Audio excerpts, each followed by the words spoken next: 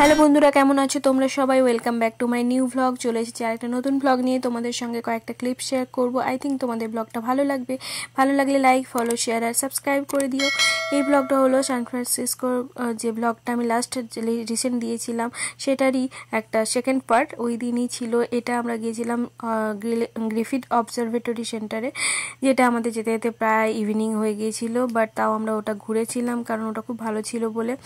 আর বাইরে দেখতেই পাচ্ছ অন্ধকারটা। চলো ভেতরে যাওয়া যাক, ভেতর থেকে কয়েকটা ক্লিপস তোমাদের সঙ্গে শেয়ার করতে থাকছি।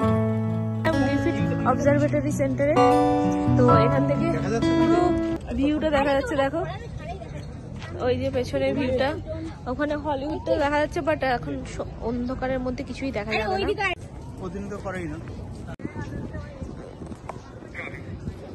হলো গ্রিফিথ অবজারভেটরিতে যাওয়া যাক। এটা হলো তার চারপাশে, যাওয়া যাক ভিতরে, এন্ট্রি করা যাক।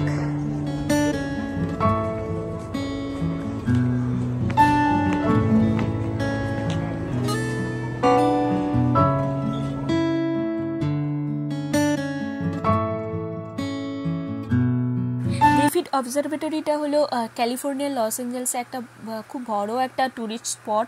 আর এটা যেটা যে হলিউড শাইনটা আছে, সেই হলিউড শাইনের সাউথ ফেস যে মাউন্ট স্লোপটা আছে, ওখানে গ্রিফিথ পার্ক থাকে, ওখানে গ্রিফিথ অবজারভেটরি আছে। তো এটা লস অ্যাঞ্জেলসের বেসিন যেটা আছে, আর এটা ডাউনটাউন পর্যন্ত, যেটা লস অ্যাঞ্জেলস দক্ষিণ দিক পর্যন্ত এটা বিস্তৃত। আর হলিউড শাইনটা জাস্ট এর দক্ষিণে, আর স্পেসিফিকেশনটা সাউথ ওয়েস্টে। তো এই অবজারভেটরি সেন্টারটা মেনলি এটা পপুলারিটি আছে, টুরিস্ট অ্যাট্রাকশান যেটা। আর এখান থেকে হলিউড শাইনটা খুব সুন্দরভাবে দেখা যায়। আর এটা হলো এখানে অনেক কিছু সায়েন্স রিলেটেড জিনিস আমরা দেখতে পেয়েছিলাম। আর এটা অ্যাকচুয়ালি মানে এটা শুরু করেছিল গ্রিফিথ নামে একজন। তো এটা প্রথম শুরু হয়েছিল, ওপেন করা হয়েছিল 1935 সালে।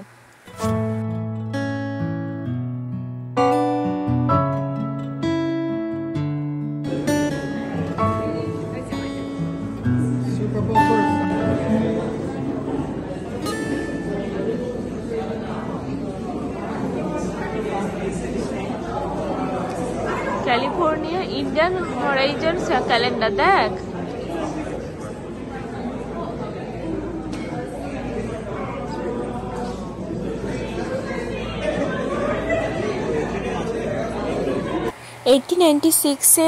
গ্রিফিথ 3015 একর জায়গা দিয়েছিল এটা অবজারভেটরি বানানোর জন্য লস অ্যাঞ্জেলসে। তো তারপরে এটাতে বিল্ড করার জন্য ডিসাইড করা হলো অবজারভেটরি, এক্সিবিশন হল অ্যান্ড প্ল্যানেটেরিয়ামের জন্য।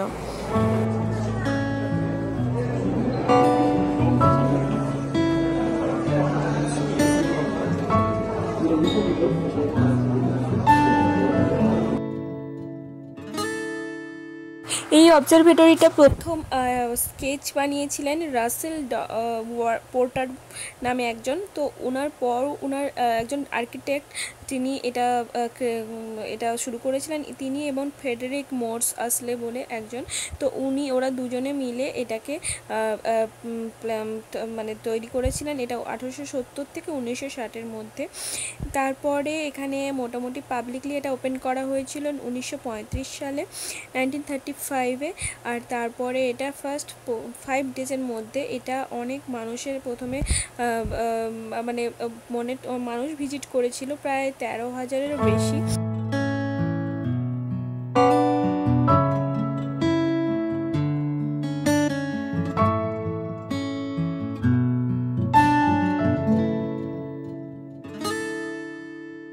গ্রিফিথ অবজারভেটরি বিল্ডিংটা জুড়ে পুরোটাই ছিল গ্রিক অ্যান্ড ভিয়াক্স আর্ট নিয়ে তৈরি। আর 1930 সালে এটা গ্রিক থেকে ইনফ্লুয়েন্সড হয়ে আর এটাকে বানানো হয়েছিল। আর সেকেন্ড বিশ্বযুদ্ধের সময় প্ল্যানেটেরিয়ামটাকে ব্যবহার করা হয়েছিল ট্রেন পাইলটদের জন্য। এটা নেভিগেশন হিসাবে এখানে কাজ করতো, এখান থেকে নেভিগেট করা হতো। আর এটা অ্যাকচুয়ালি কিছুদিনের জন্য ক্লোজ করা হয়েছিল 2002 সালে।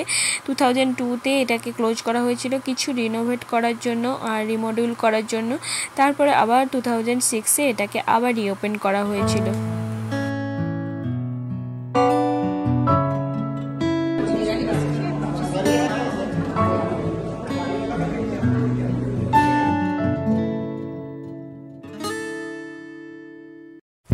এই অবজারভেটরিতে কোনো এন্ট্রি ফিস লাগে না, এটা ফ্রি।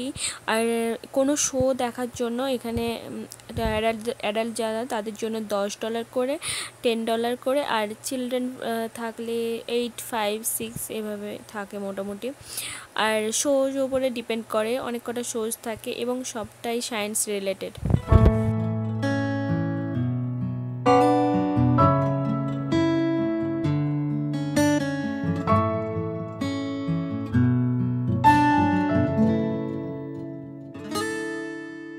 সো যারা অ্যাস্ট্রোনমি নিয়ে খুবই ইন্টারেস্টেড তাদের জন্য এগুলো খুবই ভালো। এটা একটা প্ল্যানেটেরিয়াম, তো সেক্ষেত্রে সব ধরনের সায়েন্স টাইপের জিনিস এখানে পাওয়া যায়। মানে ইন্টারেস্টেড থাকলে এগুলো খুবই ভালো লাগবে তাদের জায়গাটা, কারণ অনেক সায়েন্স রিলেটেড জিনিস এখানে আছে। এখানে সায়েন্স ফিকশান আছে, তো সেই কারণে আমার তো খুবই ভালো লেগেছিল। আর এখানে ট্যুরিস্ট তো অবশ্যই আসে অনেক কটা কারণ, সেটা হলো হলিউড সাইনটাকে দূর থেকে দেখার জন্য, অবজারভেটরিটাকে দেখার জন্য, নাইট ভিউটাও এনজয় করার জন্য।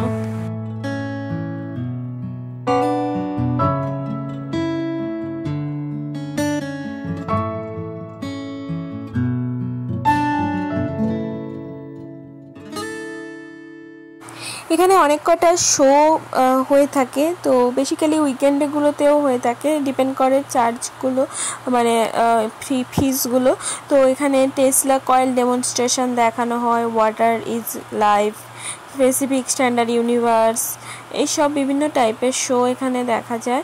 বাট আমরা ওই সময়টায় কখনো মানে একটাও শো নিইনি, কারণ আমাদের হাতে টাইম কম ছিল। আমরা তো ইভিনিংয়ে পৌঁছেছিলাম, কোনোভাবে মোটামুটি তাড়াহুড়ো করে খতম করতে পেরেছি, সেটাই আমাদের কাছে অনেক। কিন্তু ভেতরটা অনেকটা জায়গা, যেটা পুরো ঠিকঠাকভাবে ঘোরাঘুরি করতে গেলে অনেকটা সময় লেগে যায়। আর অনেক কিছুই থাকে যেগুলো জানার, সেগুলো মানে খুব তাড়াহুড়ো করে দেখতে হয়েছিল, কারণ আমাদের তখন জাস্ট রাত হয়ে গেছিলো, আমাদের ফেরার প্ল্যান ছিল। তো যাই হোক, আমরা মোটামুটি তাড়াতাড়ি ওটাকে কমপ্লিট করে নিয়েছিলাম। আর বাকি ক্লিপসগুলো চলো তোমরা দেখে নাও ঝটপট করে।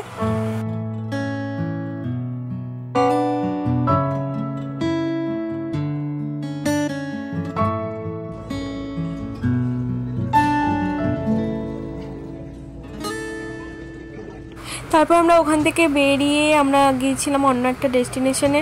আর ওখানে খুব একটা আর বেশি সময় নিলাম না, মোটামুটি ওর বাইরে কয়েকটা ফটো তুললাম, আর তারপরে আমরা বেরিয়ে গেলাম ওই জায়গাটা থেকে।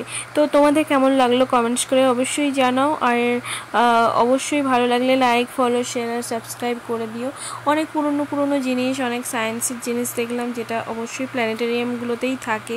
বাট এখানে প্ল্যানেটেরিয়ামটা অনেকটা সুন্দর ডিজাইন, ইন্টেরিয়ার থেকে শুরু করে বাইরের সবটাই খুবই সুন্দর, আর অনেক সায়েন্সও জানা গেল। তোমরা অবশ্যই কমেন্টস করো। চলো নেক্সট ব্লগে দেখা হচ্ছে, বাই।